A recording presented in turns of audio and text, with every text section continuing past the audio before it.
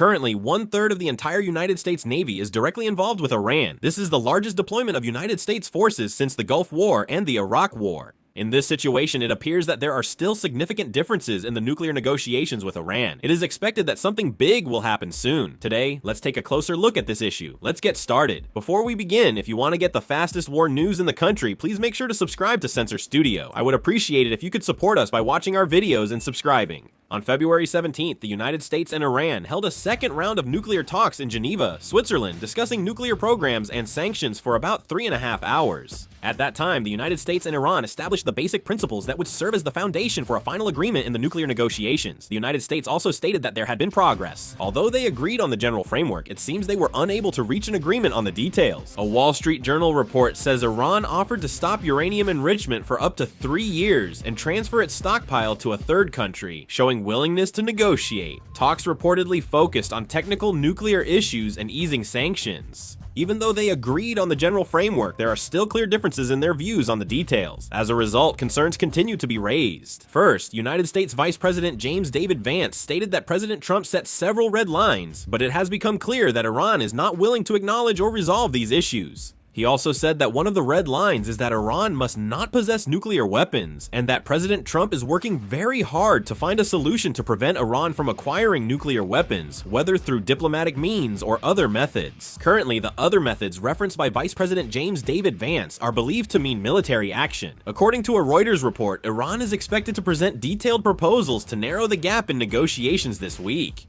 It is expected that it will take quite a long time to reach an agreement on the details as well. At the same time, the United States is concentrating various military forces near Iran. I will explain this part in detail. Currently, 1/3 of the United States Navy's forces are concentrated near Iran. Some say this is the largest scale since the Gulf War and the Iraq War. First, let's check the air power deployed in the Middle East over the past 48 hours. There are at least 36 F-35 fighter jets, 36 F-16 fighter jets, 12 F-22 fighter jets, 21 KC-135 aerial refueling tankers, 11 KC-46 aerial refueling tankers, 4 E-3 electronic warfare aircraft, and 1 E-11 electronic warfare aircraft. With this lineup, the fighter jets deployed in the Middle East include a total of 24 F-15 fighter jets stationed in Jordan, 12 F-35 fighter jets also stationed in Jordan, with an additional 36 F-35s, making a total of 48 12-10 Sea Attack aircraft stationed in Jordan, and a total of 6 electronic warfare aircraft also stationed in Jordan. There are a total of 12 F-16 fighter jets deployed in Saudi Arabia, with an additional 36, making a total of 48 and 12 F-22 fighter jets that have arrived in the Middle East. Aerial refueling aircraft, transport planes, and drones are also being deployed across the Middle East. Even more fighter jets are being deployed in Europe. There are currently 54 F-35 fighter jets and 36 F-15 fighter jets stationed in the United Kingdom. Aerial refueling aircraft, transport planes, and attack drones have also been confirmed there. In addition, a total of 2 aircraft carrier strike groups are being deployed. The Nimitz-class aircraft carrier Lincoln has already come within 700 kilometers of Iran. On the Lincoln, there is 1 squadron of F-35 fighter jets, 3 squadrons of FN, 18 fighter jets, 1 squadron of EA-18G electronic warfare aircraft, 1 squadron of CNV, 22B transport aircraft, 1 squadron of E-2D early warning aircraft, and 2 squadrons of transport helicopters. Also yesterday, news came in that the Gerald Ford-class aircraft carrier passed through Gibraltar and is heading toward Iran via the Suez Canal. It is expected to arrive near Iran soon. The Gerald Ford-class aircraft carrier carries 4 FN, 18 fighter squadrons, 1 EA-18G electronic warfare squadron, 1 C-2 transport squadron, 1 E-2D early warning squadron, and 2 transport helicopter squadrons. What's really intimidating is the carrier strike group escorting the aircraft carrier. It has already been confirmed that there are a total of 21 United States destroyers deployed or on standby near the Middle East, and it is also estimated that 3 nuclear submarines are nearby. This number is about 33% of the deployed United States Navy fleet, and since they can carry over 600 tactical guided missiles, they can demonstrate tremendous firepower when attacking Iran. A large amount of air and naval power is being sent to the Middle East, and that's only what's been confirmed so far.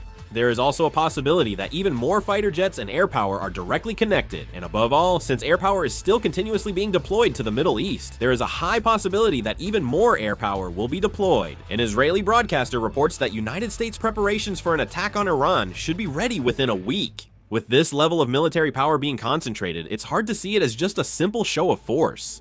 Too much power is being concentrated, and the cost of maintaining it is also significant, so it's ambiguous to consider it merely a show of force.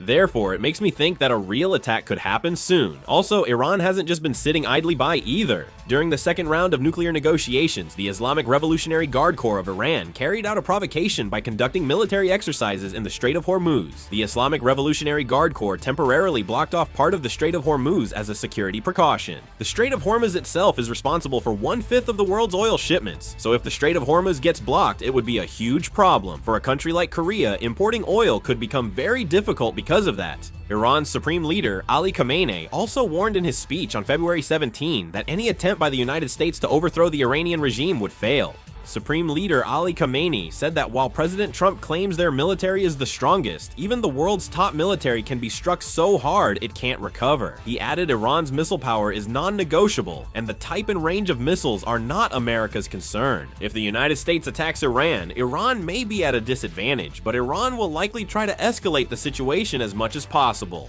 First of all, the Strait of Hormuz blockade comes to mind, but Iran doesn't need to completely shut down the Strait of Hormuz. Even if they only lay a few mines or threaten oil tankers with drones or fast boats, the strait would be effectively paralyzed. If ship insurance rates soar and civilian vessels avoid the route, transport volume will drop sharply, potentially causing major harm to the United States. Therefore, they might consider the option of blockading the Strait of Hormuz. The next option would be attacking United States military bases. In fact, during the war between Iran and Israel, Iran attacked the United States military base in Qatar toward the end. Iran sees United States military bases spread throughout the Middle East as very realistic targets. The United States Fifth Fleet in Bahrain, Al Udeid Air Base in Qatar, and bases in Kuwait, Iraq, Jordan, and eastern Syria are all within their attack range. In particular, it is possible for them to use a large number of drones to exhaust air defense systems and then follow up with missile strikes. Even if the United States military successfully defends, the moment base operations are paralyzed and there are casualties, public opinion in the United States could immediately be shaken. Also, the United States would never attack Iran alone. It would attack together with Israel. Therefore, it seems likely that Iran could also attack Israel's mainland. Major cities like Tel Aviv and Haifa could become targets. Iran possesses a large number of ballistic missiles.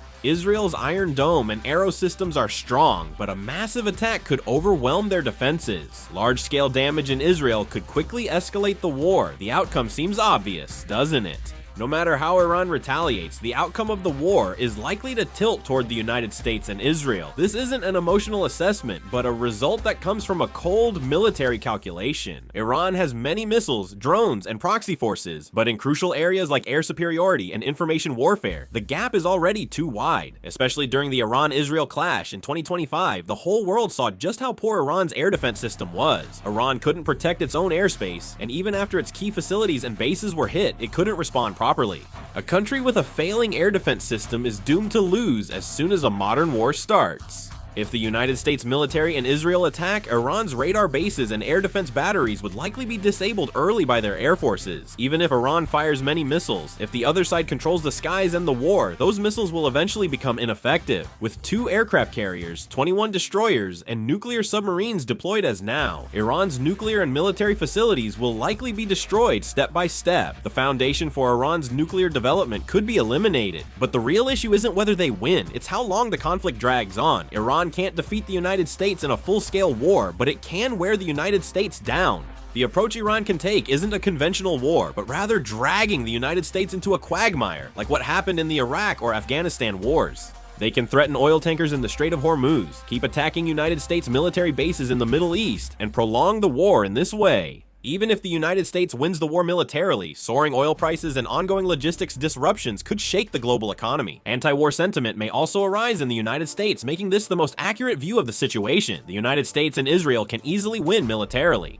Once this war starts, Iran likely won't admit defeat and will hold out to the end, escalating the situation and setting the Middle East on fire. Even if the United States and Israel claim victory, what remains after the war could be yet another endless chaos, another Middle Eastern quagmire.